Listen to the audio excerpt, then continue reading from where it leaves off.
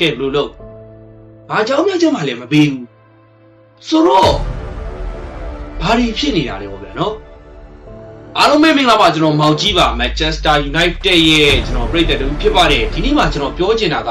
ဒီလေးဗျာနော်ဒီလေးကဒီကျွန်တော်တို့ Manchester United အသင်းကိုပလီများပလီနေတာခံစားရဗျာနော်ဒဏ်ရာရသွားတယ်ဟုတ်ပြီဒဏ်ရာရတာလက်ခံနေဟိုနေ့လာမယ်ဒီနေ့လာမယ် April March February March April May အခုကျတော့နောက်ဆုံးထွက်လာတဲ့တင်ရဒီလေးက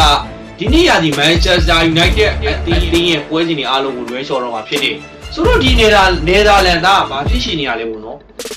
ကျွန်တော်သိနေတာကသူ့ရဲ့ဒဏ်ရာအရှိအနီးပြီးတော့သူဘယ်နေ့ဘယ်လောက်ပြန်လာနိုင်မယ်ဘာတခုမှမပြောထားဘူးဘယ်တည်င်းမှလည်းရှာမရဘူးဆိုတော့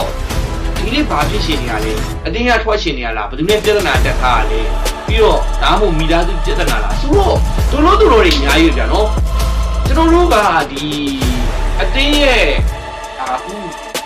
ပြီးခဲ့တဲ့ဂျားကျွန်တော်တို့ပွဲချင်းနေပါဘောကျွန်တော်တို့လီဆန်ဒိုမာတီနဲ့နာသွားတော့ဒီလစ်ကဂျားတွေမှာပြန်လာမယ်လို့ကျွန်တော်တို့အနေနဲ့ထင်ခဲ့တယ်ဆိုတော့မလာဘူးလီဆန်ဒိုမာတီနဲ့ကတော့တရားတက်တာပြီးတော့ပြန်လာပြီဆိုတော့ဒီလစ်ကအခုချိန်ကြီးပြန်မလာဘူးကျွန်တော်အချိန်တစ်ခုပေါ်ပြန်တော့သိလိုက်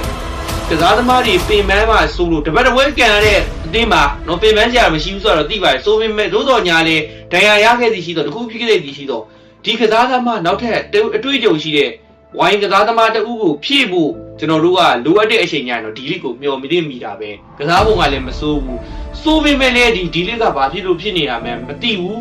အသင်းမှာလုံးဝပျောက်နေတယ်ကစားသမားပြီးတော့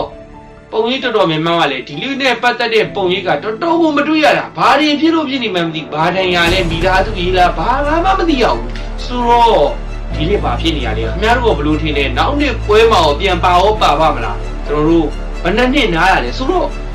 အကျိုးကစားသမားတွေတရားအပြင်းထန်ရသွားတယ်ဆိုတော့ဘယ်လောက်နားတစ်နှစ်လားနှစ်နှစ်လားဆိုတော့ဒီနေ့မှာဘာမှမရှိဘူးဘယ်တော့ပြန်လာမလဲမဟုတ်ဘူးသူကအတင်းတဖြည်းဖြည်းချင်းနဲ့သူကပထမ